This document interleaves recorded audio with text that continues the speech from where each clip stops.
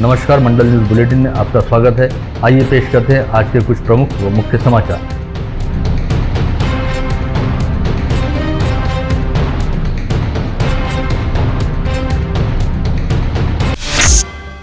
इस समय समूचे देश में कोविड संक्रमण की जबरदस्त लहर चल रही है। केंद्र सरकार ने कोरोना की इस दूसरी लहर को अत्यंत भयानक बताते हुए कहा है कि अब ऐसा वक्त आ गया है जब घर में भी मास्क लगाकर रहना पड़ेगा। ऐसे में कहा जा सकता है कि इस समय देश में कोरोना को लेकर हालात नियंत्रण के बाहर जा चुके हैं। केंद्र सरकार द्वारा कोरोना के बढ़ते संक्रमण को देखते हुए देशवासियों को सावधान व सतर्क किया गया है। साथ ही कहा गया है कि अधिक से अधिक नागरिक कोविड प्रतिबंधात्मक वैक्सीन का टीका जरूर लगवाएं। विगत कुछ दिनों से सोशल मीडिया पर मैसेज वायरल हो रहे हैं कि महिलाओं द्वारा मासिक धर्म के दौरान कोविड वैक्सीन का टीका नहीं लगाना चाहिए, जिसे लेकर केंद्र सरकार द्वारा कहा गया है कि मासिक धर्म के दौरान भी महिलाओं द्वारा यह इंजेक्शन लिया जा सकता है, क्योंकि यह वैक्सीन पूरी तरह से सुरक्षित है। साथ ही केंद्र सरकार द्वारा ऑक्सीजन की आपूर्ति को जल्द ही सामान्य एवं नियमित करने की जानकारी देते हुए कहा गया कि सभी ऑक्सीजन टैंकर में GPS लगाए गए हैं और केंद्र सरकार द्वारा इन टैंकरों की मॉनिटरिंग की जा रही है। कोरोना की दूसरी लहर का इस समय रेल सेवा पर भी अच्छा खासा असर देखा जा रहा है और इन दिनों कोविड संक्रमित मरीजों की लगातार बढ़ती संख्या के चलते हालात काफी खराब हो रहे हैं। ऐसे में इन दिनों रेलगाड़ियों में यात्रा करने वाले यात्रियों की संख्या बेहद कम हो गई है और कम यात्री भार के चलते रेलवे मंत्रालय द्वारा करीब 48 ट्रेनों को अगले आदेश तक रद्द करने का फैसला किया गया है, जिसमें से उत्तर प्रदेश, राजस्थान, दिल्ली, मध्य प्रदेश, महाराष्ट्र जैसे राज्यों से होकर गुजरने वाली अधिकांश ट्रेनों का समावेश है। ये सभी 48 ट्रेनें अगले आदेश तक रद्द रहेंगी। वहीं दूसरी ओर रेल प्रशासन द्वारा अमरावती से मुंबई के बीच चलने वाली अंबा एक्सप्रेस को आगामी 10 मई तक बंद रखने का निर्णय लिया गया है। इस बारे में जानकारी देते हुए अमरावती के स्टेशन मास्टर ने बताया कि अमरावती मुंबई अमरावती अंबा एक्सप्रेस ट्रेन रोजाना शाम 7 बजे अमरावती रेलवे स्टेशन से छूटती है और मुंबई पहुंचती है। वहीं मुंबई से छूटने वाली अंबा एक्सप्रेस रोजाना सुबह 8 बजे अमरावती रेलवे स्टेशन पहुंचती है। इन दिनों इस ट्रेन में भी यात्री संख्या काफी कम है और इस समय अमरावती सहित संभाग में कोरोना संक्रमितों की संख्या अच्छी खासी बढ़ रही है। इस बात के मद्देनजर रेलवे प्रशासन द्वारा अमरावती मुंबई एक्सप्रेस को आगामी 10 मई तक बंद रखने का निर्णय लिया गया है। परभणी के जिला पालक मंत्री नवाब मलिक द्वारा परभणी जिले को बेहद कम समय दिया जा रहा है। ऐसे में नवाब मलिक की बजाय परभणी जिले को कोई दूसरा सक्षम तथा ज्यादा समय दे सकने वाला कर्तव्यदक्ष पालक मंत्री दिया जाए, इस आशय की मांग राज्य मंत्री बच्चू कडू के प्रहार जनशक्ति पार्टी के परभणी जिला प्रमुख शिवलिंग बोधने द्वारा मुख्यमंत्री उद्धव ठाकरे को भेजे गए पत्र में की गई है। इस पत्र में कहा गया है कि गत वर्ष और इस बार कोविड संक्रमण काल के दौरान नवाब मलिक द्वारा एक जिम्मेदार पालक मंत्री के रूप में परभणी जिले की तरफ ध्यान देना अपेक्षित था, लेकिन उन्होंने परभणी जिले की ओर बिल्कुल भी ध्यान नहीं दिया है और वे मुंबई में बैठकर परभणी जिले का कामकाज संभालने का प्रयास करते हैं, जो किसी भी तरह से संभव नहीं है। अतः सरकार द्वारा परभणी जिले की जनता के जीवन से खिलवाड़ बंद किया जाए और परभणी जिले को नवाब मलिक की बजाय कोई कार्यक्षम पालक मंत्री दिया जाए। लोगों को कोविड वायरस के खतरे के प्रति आगाह करने के साथ ही संचारबंदी व लॉकडाउन के नियमों को सचेत करने हेतु शहर पुलिस के यातायात विभाग द्वारा एक अनूठा अभियान शुरू किया गया है, जिसके तहत खुद कोरोना वायरस सड़क पर आकर लोगों से हाथ जोड़ते हुए सड़कों पर नहीं घूमने और घर में ही रहने का निवेदन कर रहा है। यातायात विभाग के ACP किशोर सूर्यवंशी तथा पुलिस निरीक्षक प्रवीण काले द्वारा शहर पुलिस आयुक्त डॉक्टर आरती सिंह के मार्गदर्शन में एक पुलिस सिपाही को लाल रंग की ड्रेस पहनाने के साथ ही कोरोना वायरस की तरह दिखने वाला मुखौटा पहनाया गया और इस प्रतीकात्मक कोरोना ने शहर के जयस्तंभ चौक से राजकमल चौक तक रपेट लगाते हुए सड़कों पर घूमने वाले लोगों से हाथ जोड़कर अपने अपने घरों पर रहने का निवेदन किया। सोमवार की सुबह किए गए इस उपक्रम के बाद सोमवार की शाम शहर के जयस्तंभ चौराहे पर यातायात विभाग के ACP किशोर सूर्यवंशी द्वारा बाकायदा गीत गाते हुए लोगों को कोरोना के प्रति जागरूक करने का प्रयास किया गया।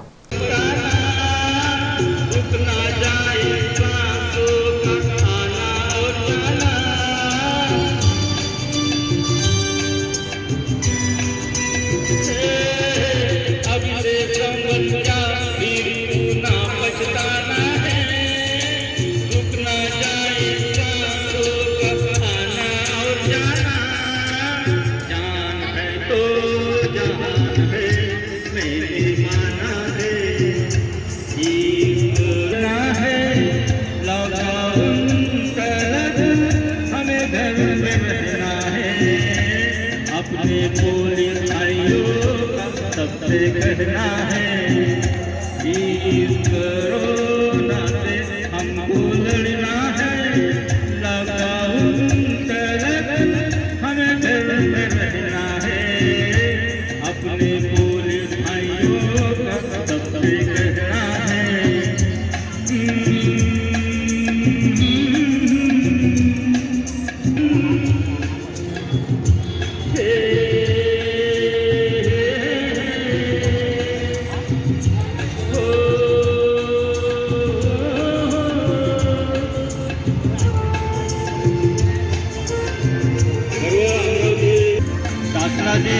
कोविड-19 सूचनाचे काटेकोरपणे पालन करावे. मुले विनाकारण घराच्या बाहेर निघू नये. सोशल डिस्टन्स पाळावे. मास्कचा वापर करावा. इस समय अमरावती शहर सहित जिले में कोविड संक्रमण को लेकर स्थिति काफी हद तक नियंत्रण में है तथा विदर्भ सहित राज्य के अन्य जिलों की तुलना में अमरावती जिले में कोविड संक्रमण की वजह से तुलनात्मक तौर पर कम नुकसान हुआ है. इसका श्रेय अमरावती की जिला पालक मंत्री यशोमती ठाकुर को दिया जा सकता है, जिन्होंने विगत वर्ष के मार्च माह से लेकर अब तक पूरे एक साल के दौरान कोविड संक्रमण की स्थिति को नियंत्रित रखने के साथ ही संक्रमितों के इलाज हेतु तमाम आवश्यक चिकित्सा सुविधाएं उपलब्ध कराने के लिए समय रहते कदम उठाए. साथ ही उन्होंने राज्य सरकार एवं स्थानीय प्रशासन के बीच प्रभावी रूप से संवाद सेतु का काम किया, जिसकी बदौलत जिला प्रशासन द्वारा सरकारी आदेशों पर तुरंत अमल हुआ. साथ ही प्रत्येक आदेश के क्रियान्वयन पर जिला पालक मंत्री यशोमती ठाकुर ने खुद व्यक्तिगत तौर पर ध्यान रखा. गत वर्ष जिस समय अमरावती जिले में कोविड संक्रमण का प्रारंभिक दौर चल रहा था और यहां से थ्रोट स्वैब सैंपलों को जांच हेतु नागपुर की कोविड टेस्ट लैब में भेजना पड़ता था, उस समय जिला पालक मंत्री यशोमती ठाकुर ने अमरावती के संत गाड़गे बाबा अमरावती विद्यापीठ में सरकारी कोविड टेस्ट लैब की स्थापना करवाई, जिसकी वजह से कोरोना संदिग्धों के सैंपलों की तुरंत जांच होकर रिपोर्ट जल्द से जल्द मिलनी शुरू हुई. साथ ही लॉकडाउन काल के दौरान अमरावती में अटके प्रवासी मजदूरों के भोजन व निवास की व्यवस्था करने के साथ ही पालक मंत्री यशोमती ठाकुर ने सुपर स्पेशलिटी अस्पताल में सरकारी कोविड अस्पताल शुरू कराया और समय समय पर उसकी क्षमताओं और सुविधाओं को भी बढ़ाया. विगत वर्ष सितंबर माह के बाद अमरावती जिले में कोविड संक्रमितों की संख्या में काफी हद तक कमी आई थी और खतरा कम होता महसूस हो रहा था, किंतु पालक मंत्री यशोमती ठाकुर की सतर्कता कम नहीं हुई और उन्होंने तमाम इंतजामों को यथावत कायम रखा, जो आगे चलकर फरवरी एवं मार्च माह में बेहद काम आए. साथ ही फरवरी माह में कोविड संक्रमण की स्थिति नियंत्रण से बाहर जाते देख पालक मंत्री यशोमती ठाकुर ने अपने स्तर पर अमरावती जिले के अमरावती व अचलपुर तहसील में लॉकडाउन लगाने का निर्णय लिया, जिसकी वजह से आगे चलकर कोविड संक्रमण की रफ्तार कम हुई. इसके साथ ही विगत एक वर्ष से रेमडेसिविर इंजेक्शन एवं ऑक्सीजन के लिए सतत प्रयास करने वाली जिला पालक मंत्री यशोमती ठाकुर ने जनवरी माह के बाद से अमरावती जिले हेतु कोविड प्रतिबंधात्मक वैक्सीन समुचित पैमाने पर उपलब्ध कराने हेतु लगातार प्रयास जारी रखे और जिला प्रशासन के साथ लगातार बैठकों का दौर जारी रखते हुए विभिन्न उपाय योजनाओं पर मंथन भी किया. विगत फरवरी माह में स्थानीय हालात को देखते हुए लॉकडाउन लगाने का निर्णय लेने वाली जिला पालक मंत्री यशोमती ठाकुर ने अप्रैल माह के दौरान जब राज्य सरकार द्वारा समूचे राज्य में लॉकडाउन लगाने की घोषणा की तो अमरावती जिले की स्थिति को देखते हुए इस फैसले का विरोध भी किया और सीएम उद्धव ठाकरे से प्रत्यक्ष मुलाकात करते हुए अमरावती जिले को लॉकडाउन में छूट दिलवाने का प्रयास भी किया.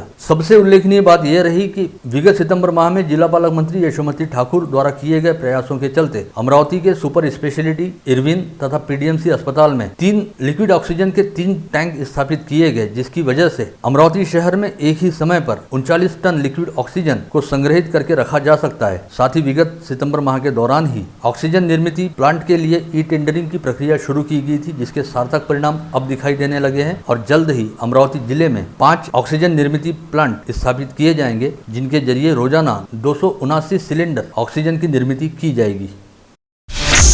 पूर्व जिला पालक मंत्री तथा विधान परिषद सदस्य प्रवीण पोटे पाटिल द्वारा राज्य सरकार से मांग की गई है कि कोविड टीकाकरण की नीति में कुछ आवश्यक बदलाव किए जाने चाहिए, जिसके तहत सबसे पहले उन लोगों को वैक्सीन लगाई जानी चाहिए जिनके घर में कोई व्यक्ति कोविड संक्रमित हुआ है. साथ ही हॉटस्पॉट व कंटेनमेंट जोन में रहने वाले हर एक व्यक्ति का वैक्सीनेशन किया जाए ताकि संक्रमण के खतरे को कम करने के साथ ही इस संक्रमण की चेन को तोड़ा जा सके.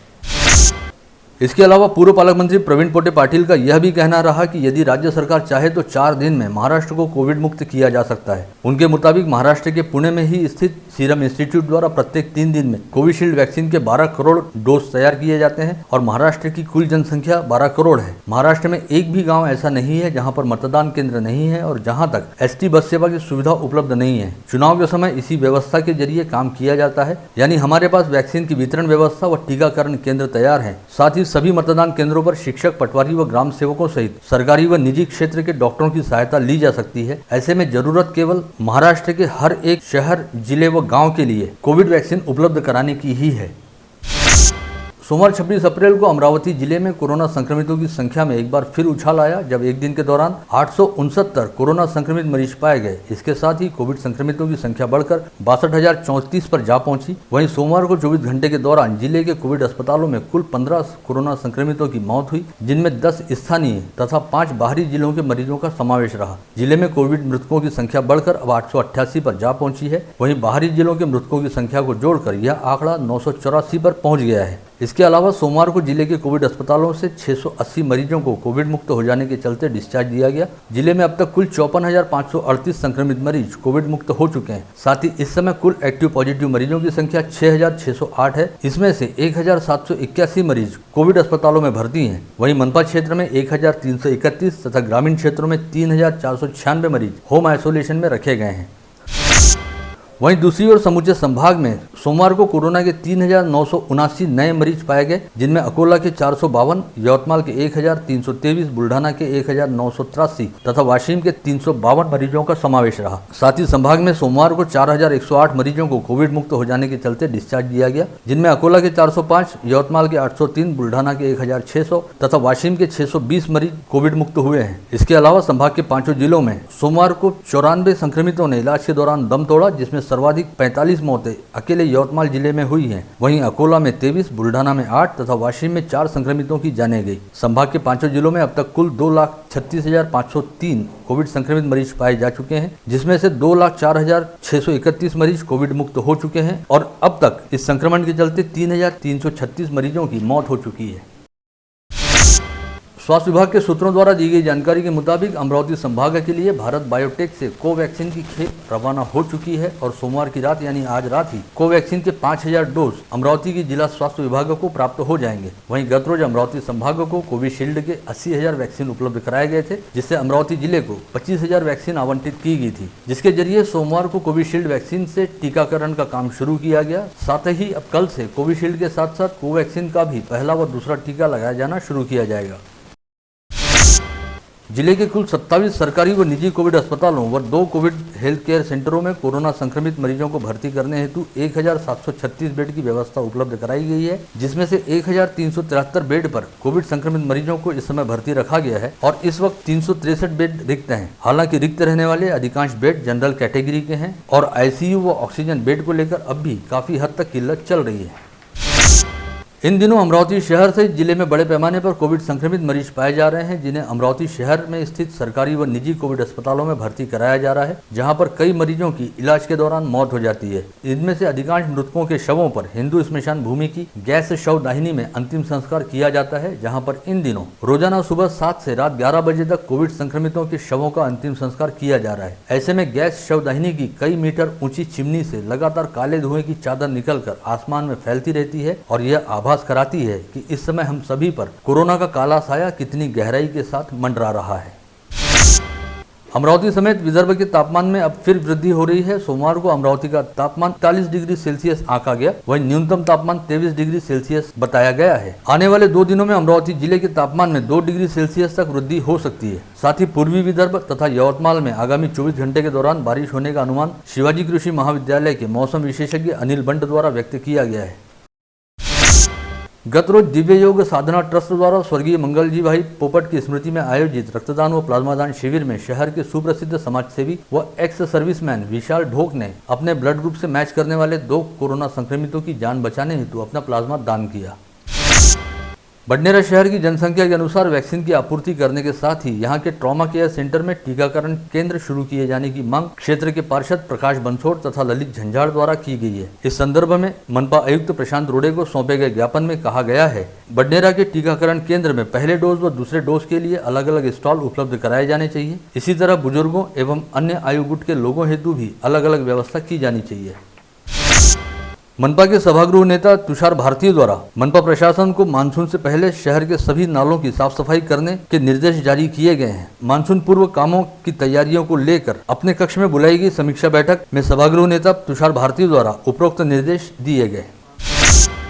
कल 27 अप्रैल को संकट मोचक कहे जाते महाबली श्री हनुमान जी का जन्मोत्सव मनाया जाएगा। अमूमन इस अवसर पर शहर से जिले के सभी हनुमान मंदिरों में बड़े पैमाने पर महाप्रसाद का आयोजन किया जाता है, किंतु इस वर्ष कोरोना संक्रमण के खतरे को देखते हुए सभी धार्मिक स्थलों सहित हनुमान मंदिर बंद ही हैं और धार्मिक आयोजनों पर प्रशासन द्वारा पाबंदी लगाई गई है। ऐसे में हनुमान मंदिरों के भीतर आकर्षक साज सज्जा की गई है तथा हनुमान मूर्तियों सहित राम दरबार को सजाया गया है, जहाँ पर कल सुबह पूरे विधि विधान के साथ अंजनी पुत्र का जन्मोत्सव मनाया जाएगा, किंतु सभी मंदिरों में आम श्रद्धालुओं के प्रवेश को पूरी तरह से प्रतिबंधित रखा गया है। संचारबंदी काल के दौरान सड़कों पर घूमने वाले वाहन चालकों की आवाजाही पर नियंत्रण रखने के लिए पुलिस प्रशासन द्वारा इरविन रोड से राजापेट की ओर जाने वाले उड़ान पुल पर यातायात पूरी तरह से बंद की गई है। इस हेतु इस उड़ान पुल के दोनों छोर पर पुलिस द्वारा बैरिकेडिंग की गई है। इसके साथ ही उड़ान पुल के नीचे से होकर गुजरने वाली सड़क पर पुलिस द्वारा जगह जगह चेक पॉइंट भी लगाए गए हैं। ऐसे में अब इस क्षेत्र में लोगों की आवाजाही और यातायात काफी कम होता दिखाई दिया है।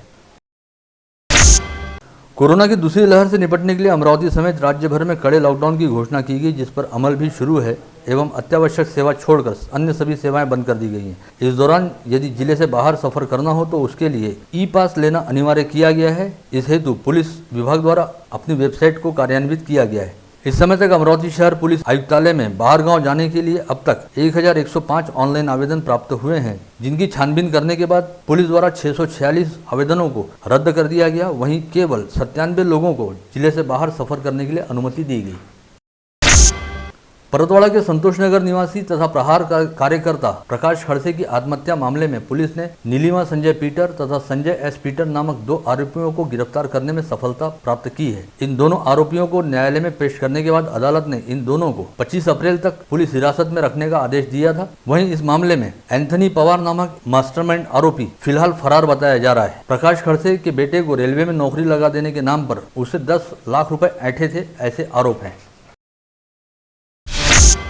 इन दिनों आईपीएल क्रिकेट टूर्नामेंट मुंबई व चेन्नई के मैदान पर खेला जा रहा है। वहीं आईपीएल क्रिकेट टूर्नामेंट पर हर वर्ष की तरह इस बार भी जमकर सट्टा लगाया जा रहा है। कल सुपर संडे के तौर पर आईपीएल के 2 मैच खेले गए और दोपहर 3:30 बजे शुरू हुए Chennai super Kings versus Bengaluru के बीच खेले गए मैच पर शहर के द्वारा बाजार में बालाजी मंदिर के पास जमकर सट्टा खेला जा रहा है। इस तरह की जानकारी शहर पुलिस आयुक्तालय की अपराध शाखा को पता चली थी। इस आधार पर अपराध शाखा ने कल दोपहर 5 बजे के दौरान बालाजी मंदिर के सामने एक टिन की छपरी में चल रहे सट्टा अड्डे पर छापा मारा और 5 आरोपियों को गिरफ्तार करते हुए उनके पास से 1,21,000 रुपए का साहित्य जब्त किया। गिरफ्तार आरोपियों में आयुष भागचंद साहू, अनिकेत नरेश गुप्ता, सुमित मदन लाल साहू, पंकज विष्णु जुआर और रवि प्रेम नारायण साहू आदि का समावेश है। साथ ही इस मामले के 3 आरोपी फरार बताए गए हैं, जिनके नाम करण गुप्ता, आयुष शर्मा व विनय गौर बताए गए हैं। शहर के गाड़गेनगर पुलिस थाना क्षेत्र के भीमनगर परिसर में एक महिला के घर के पास की सीढ़ियों पर शनिवार की शाम एक 70 वर्षीय बुजुर्ग ने बैठे बैठे दम तोड़ दिया। पता चला है कि यह व्यक्ति सुपर स्पेशलिटी हॉस्पिटल के कोविड वार्ड में भर्ती था, लेकिन वह अस्पताल से निकलकर कब बाहर आया इसका अभी तक पता नहीं चल पाया है। इस बात का पता लगाने हेतु सिविल सर्जन के नेतृत्व वाली टीम जाँच करेगी, किंतु इस घटना को लेकर सुपर कोविड अस्पताल की सुरक्षा को लेकर सवालिया निशान उठाए जा रहे हैं। आप देख रहे थे मंडल न्यूज बुलेटिन। हमारे चैनल को लाइक करें, शेयर करें और हाँ, सब्सक्राइब करना ना भूलें। कल होगी आपसे फिर मुलाकात, तब तक के लिए धन्यवाद।